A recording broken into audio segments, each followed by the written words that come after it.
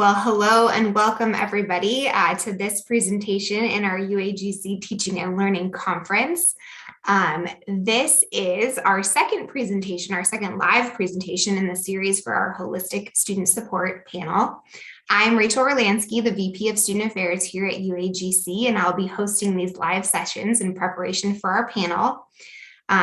Christina Jaquez is our panel presenter today, and she is a Student Conduct Officer and our Deputy Title IX Coordinator at UAGC in Student Affairs.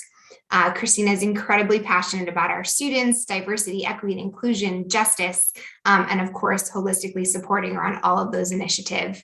She serves on our Turn the Tide Planning Committee, our Change Advisory Group, and so many other wonderful pieces across the institution. So thank you for being here today, Christina, to share with us.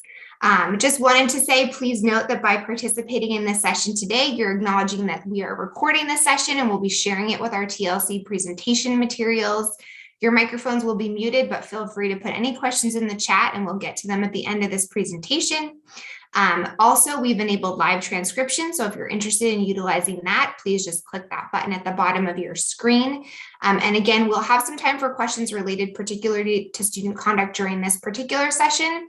But then we will all be coming together for our full panel at noon Pacific. And so please join then to have a rich conversation around holistic student support. And with that, Christina, I give you the floor. Hi, everyone. Thanks for joining me today for my presentation about student conduct, success through taking personal accountability. Rachel did a great intro, but just about me, I've been with the organizations in some form or another since 2008. I've been in student affairs since 2012. Like she said, I am very passionate about justice, equity, diversity, and inclusion issues. So just wanted to share that little bit about me. I do love reality TV. That's my fun fact. So the goal for today is for you to learn a little bit about the conduct process at UAGC, to better understand how students are prepared to re-enter after a violation, and then for me to actually share some student feedback and reflection that they've said in their own words. I always think that's really powerful. But first, let's start with the mission and values of student conduct. The Office of Student Conduct and Community Standards educates and supports the members of the community through developmental sanctions that address individual needs, ensuring all act in accordance with our values of integrity, fairness, respect, community, and responsibility. Our values is that we are committed to fostering an environment that is conducive to academic inquiry, student development, student engagement, and thoughtful study and discourse. A community exists on the basis of shared values and principles that form our standards, and members of the student community are expected to uphold the standards of integrity, community, fairness, respect, and responsibility. And I'm going to share shortly what those actually look like as far as violations. Why student conduct is important. One, we comply with federal legislation in providing a fair process and ensuring catalog compliance, which really means, do you do what you say you're going to do? So that's why the academic catalog is so important. We protect the integrity of the community by responding to allegations and helping to prevent inappropriate behavior. And we serve the developmental need of our individual students through educational sanctioning and developmental student conduct. And so I talked about our standards: integrity, community, fairness, respect, and responsibility. And what those kind of look like in real life are under integrity, the stars mean what we see the most. So under integrity, what we see the most is violations of academic integrity. We have a great academic integrity team who is also focused on student development. But at some point after repeat violations or really egregious plagiarism, those come over to the conduct office for us to kind of address that recurring behavior. Furnishing false or forged information. This may be seen in students submitting documentation, unfortunately, like fake doctor's notes. We've seen students submit fake transcripts or diplomas for job searching. So we address those. Community sharing or taking of passwords. So in the classroom, this might look like a student who tells you, hey, I was in the hospital and I had my sister submit my assignment for me. That means they probably shared their passwords, which can't happen because as an institution that receives federal funds, we have to certify that our students are our students, who they say they are, and that they're the ones taking their class. Also, we see this with contract cheating, people providing third parties with access to their classroom to submit assignments on their behalf.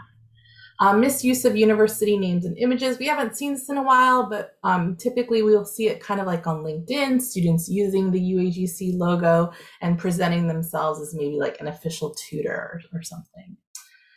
Fairness, disruption of university operations. That's our objective catch-all for behavioral issues. So really, behavioral issues can be very subjective. But once it crosses a threshold of disruption of university operations, we're able to address it in the student conduct office. Failure to comply, believe it or not, some students get sanctions and they cheat on those sanctions. And we've seen that in the form of students plagiarizing their reflective essay. So that's failure to comply with our process. Respect really falls under kind of two other supports through the university, our behavioral intervention team, so threatening extreme threats or verbal abuse. We kind of work with them closely to address those issues. And then through the Title IX office, discrimination, intimidation, and harassment, along with help and investigation from our Student Dispute Resolution Center.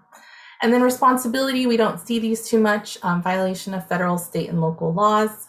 The best example I can give for this is way back in the day when there was a campus student locally who had received a scholarship, then got caught later for embezzling funds from their employer.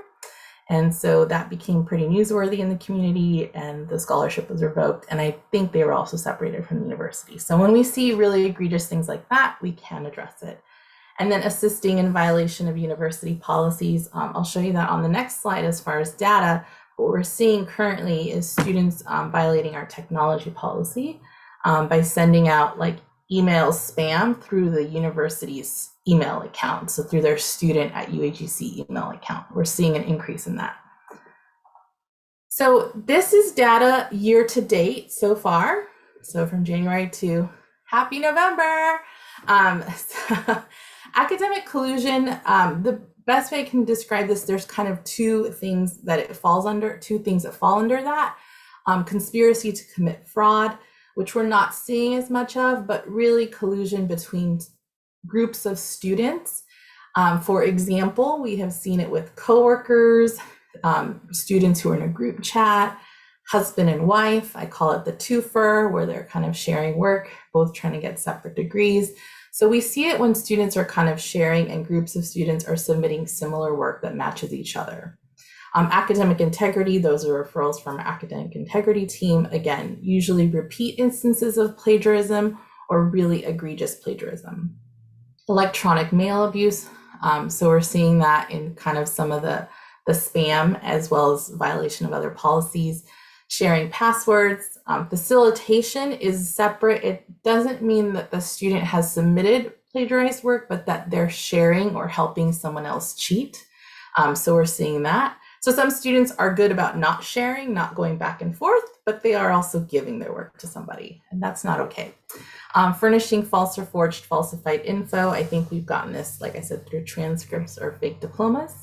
Inappropriate communication is kind of our top behavioral issue. And so really that kind of comes through dialogue through email, typically with students and faculty or advisors. And then I talked about violation of other policies. So year to date, we've received 73 referrals that our office has addressed. So the role of student conduct is we investigate all referrals. So whatever comes our way, all of those 73, we look at it and we investigate the evidence that we have, the report that was submitted, and we go through everything. We may, in certain cases, contact the referrer, typically in behavioral issues, so the faculty or staff member, and the student for a full impartial investigation.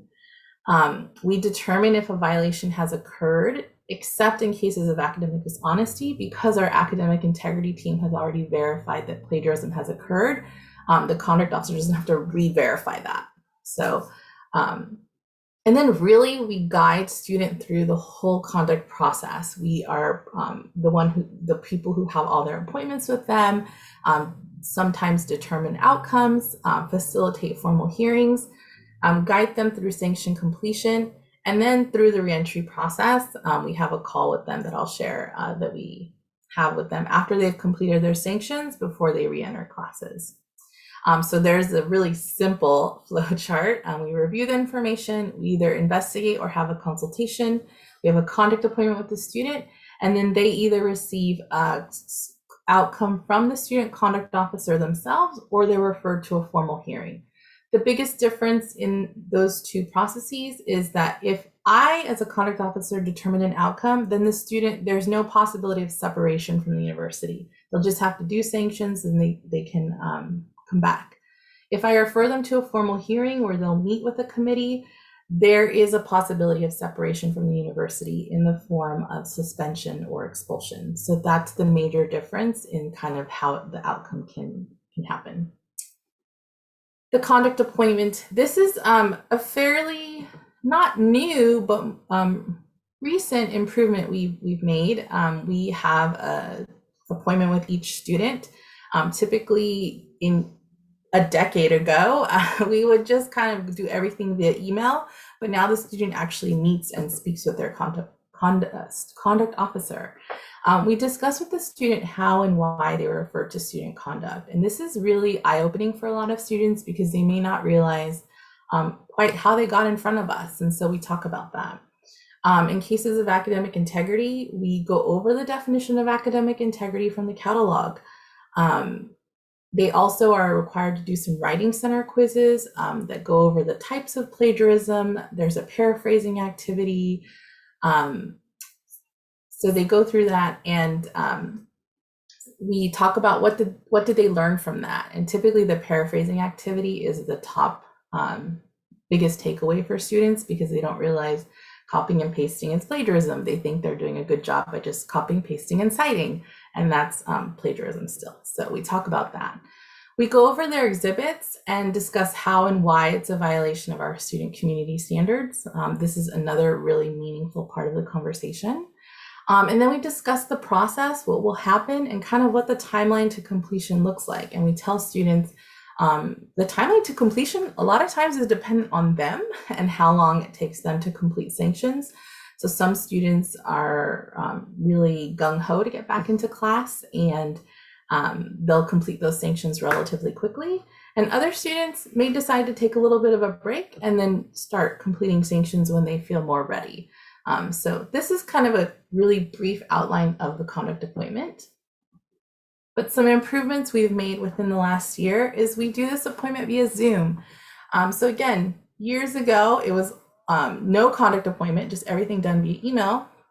Then the conduct appointment became over the phone, which was okay, but a lot of times what would happen is students are at work or they're outside and I can hear all the wind, or they're driving in their car. And so they're not really engaged in the conversation, nor are we able to share and go over exhibits thoroughly with them. So the Zoom call, while initially was very difficult and I felt like I stumbled a lot, I think it's become one of my most favorite parts of the conduct process to see the student face to face and to really build a better relationship with them and partner with them as they complete our process. And also we've found that there is better engagement by the student because now they know they're on video and they have to kind of make sure they're in a place where they can talk. So I think it's been a great improvement, although it was a little tough in the beginning. So I'm really, really proud that our office is engaging in more virtual opportunities to build those relationships with our students. I've talked a lot about sanctions, and so here's kind of what sanctions look like. So these are the things we assign to students to complete prior to them completing the conduct process. The academic integrity module, you can see how many times it's been assigned in cases. Educational projects, sometimes I like to get creative. I'll have students maybe go find a blog post from the UAGC website and then kind of summarize it and share how they'll apply it moving forward. We have had 2 expulsions this year. Coaching can either be with the conduct officer or with faculty, and it's one-on-one coaching that can be multiple sessions. Grade changes, so we have had to change grades due to plagiarism. An informational meeting, this occurs a lot of times with our partners in Access and Wellness. So sometimes students disclose to us in conduct appointments that they do have impacts to where they may qualify for accommodations, but we also can't force a student to engage in that process. So we do it as an informational meeting where they'll learn more about the office and see if we hope that they'll take advantage of those opportunities. We have had 1 degree rescindment. So in really extreme cases, we have had to rescind degrees. We used to do that a lot more often, sadly, but now I think we have a really better developmental process to where we hope it doesn't get to the point of having to rescind someone's degree. The SCOPE stands for Self-Coaching Opportunity Prompt, and really it's just a fancy name for a reflective essay. We have 5 reflective essays, benefits of academic integrity, personal integrity, personal civility. We have one on harassment, and I'm forgetting one, but those are our reflective essays. The 2 that are often cited the most are the benefits of academic integrity and then also personal integrity. Turnitin, in some cases, we will require students to show us proof that they're utilizing Turnitin upon their reentry into courses. It's a harder sanction for us to track, so we don't assign it as much as we used to previously. Sometimes students really just are so scared and are so impacted by just being referred to conduct that a warning may be sufficient. And so we'll tell them that an official warning has been placed on their file. And then we have a writing center self-paced sanction, which has the student go through kind of tutorials, watch 1 tutorial, go through some stuff. It's almost like a writing center scavenger hunt, and they have to write kind of a 1-page reflection of what they've taken away from that and how they'll apply it moving forward.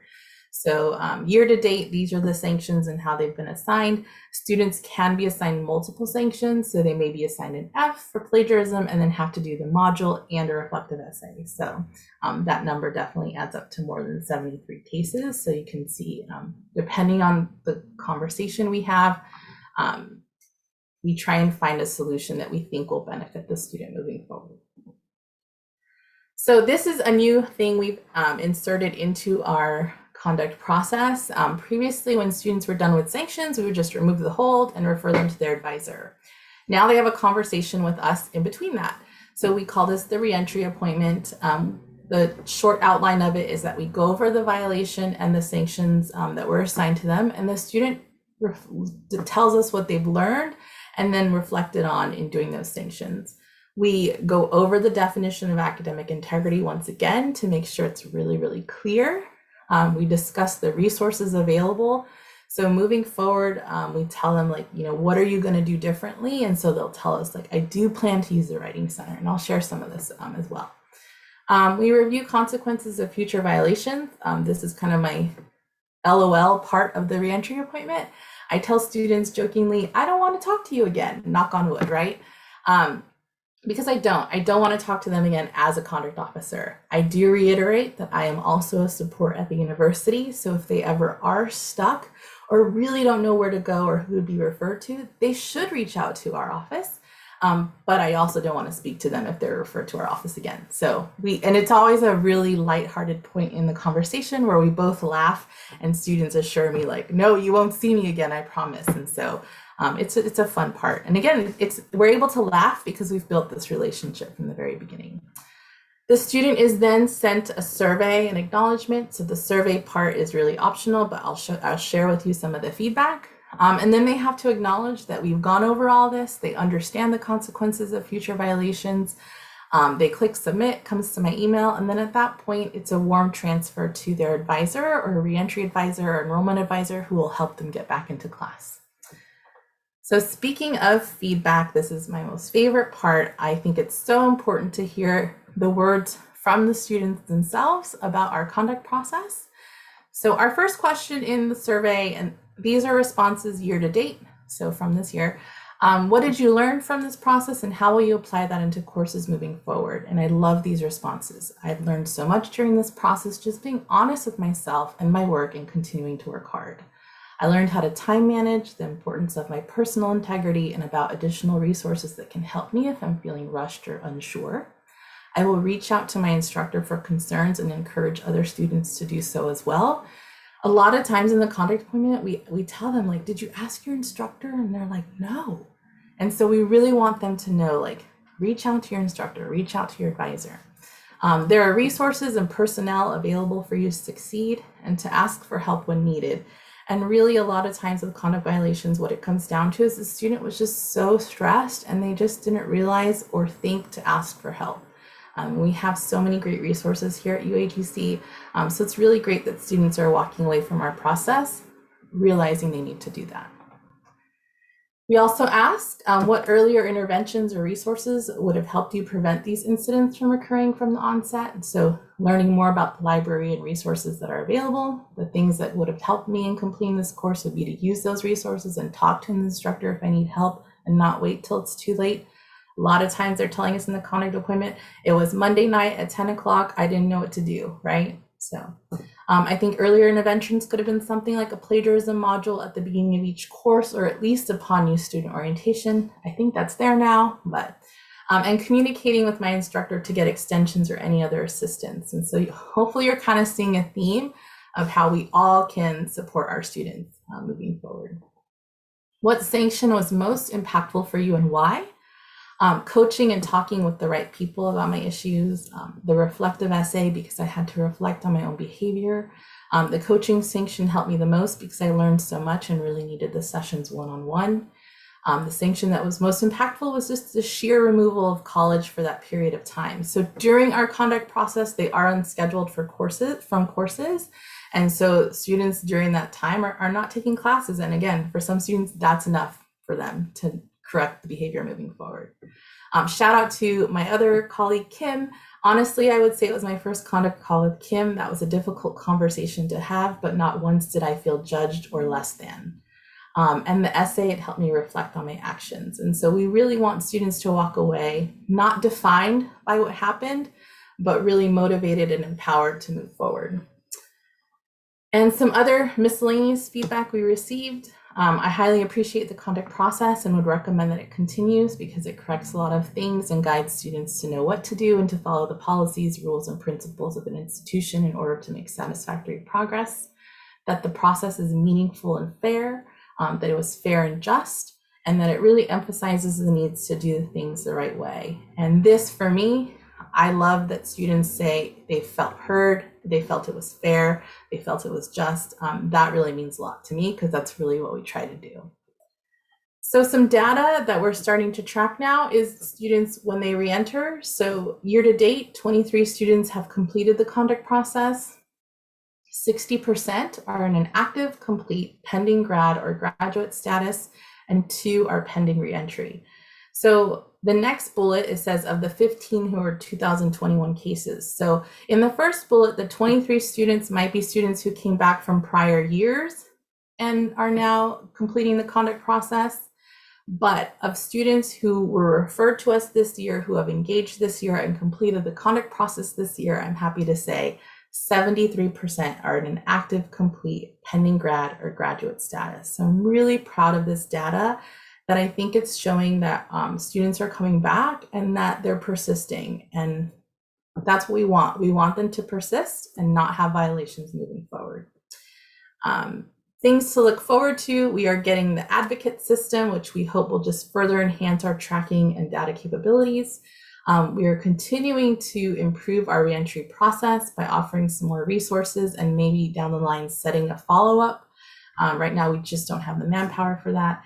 Continued collaboration with all of our colleagues in learning resources, academic integrity, and whatnot to support our students. And then again, just creating more resources, working with others to see what we can do. We really just want to make sure students and faculty and staff feel supported in our process. And so, again, our ultimate goal is to watch all of our students graduate. And I'm just really proud that students who go through conduct are. So if there's any questions or discussion. Thank you so much, Christina. Feel free to drop questions in the chat for Christina. I'll buy a little time while folks might orient around some questions. Just to say, I think for folks who may not be very familiar with the conduct process, just hearing like student conduct probably sounds scary or formal, intimidating. And I think what we all probably walked away with right now is that that is not the conduct process here at UAGC, right? This is a very supportive process. And I feel like the reason it fits so well in this theme of holistic student support is that the updates that you all have made to this process, making it a more holistic approach, right, has enabled us to really support these students, support our colleagues, and engage in a really developmental conversation with our students that keeps them here.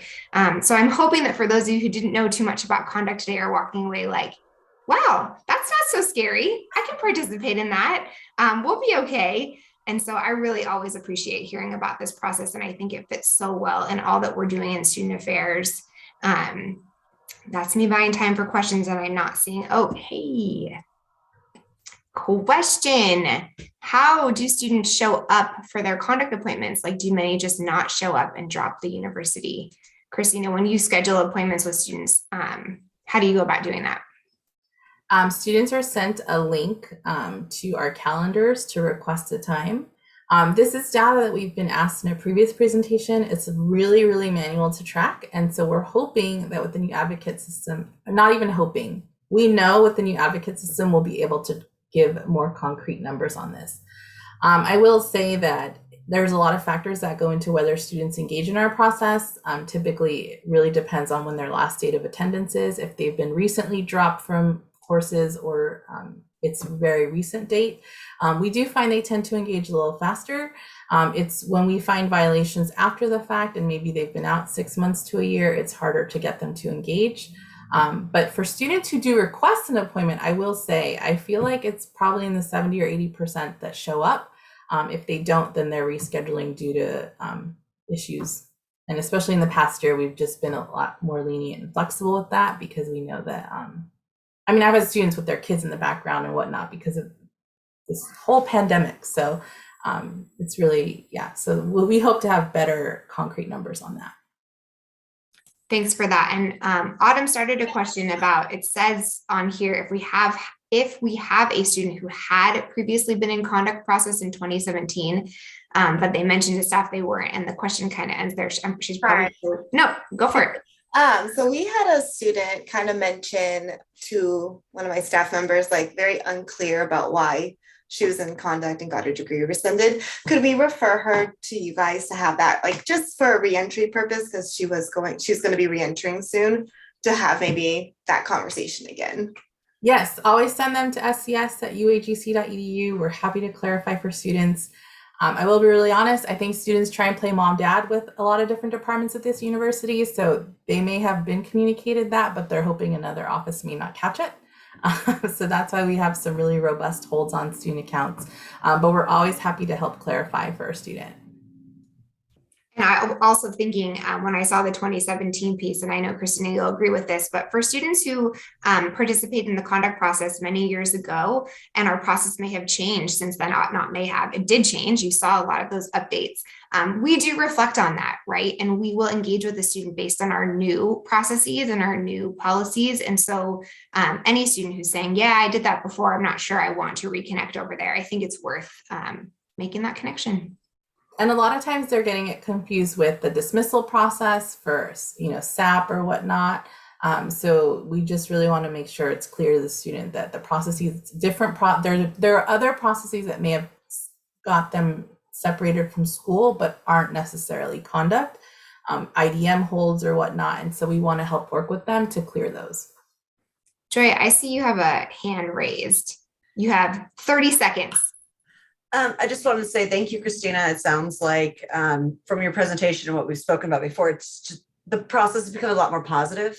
And for those you do engage with, which is my question, is like who even shows, those who engage actually really seem to want to participate. And it's great that having that positive interaction with those students who want to be here just helps them continue and feel supported. So really well done.